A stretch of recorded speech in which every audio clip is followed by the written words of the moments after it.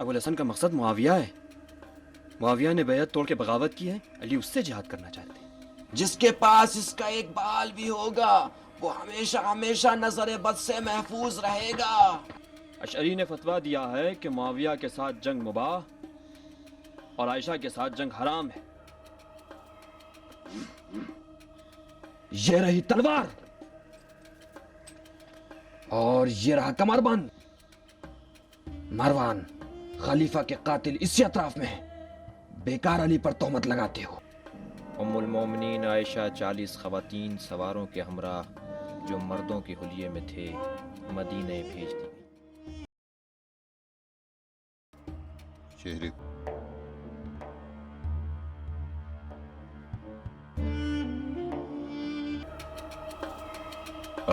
अली के मुकाबले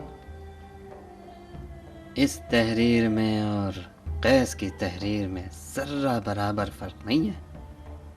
तहरीर की नक्काली में तो मैं माहिर हूं ही, देखो इसकी मोहर भी बना डाली।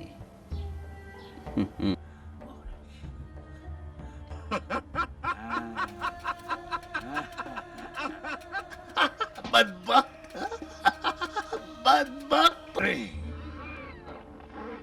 क्या बिलाल और हमजा का दुख भी हम अपनी कब्रों में ले जाएं?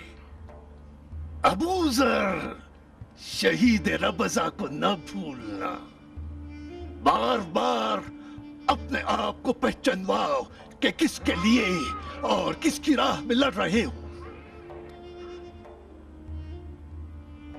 अगर मालिक से पूछो तो जुर्अत से कहूंगा कि न जिंदगी की फिक्र करो और ना ही मौत की। ऐ फर्जंदान हमजा, अबू फितना के धोखे में गिरफ्तार होने वालों के लिए एक और खैबर बना डालो।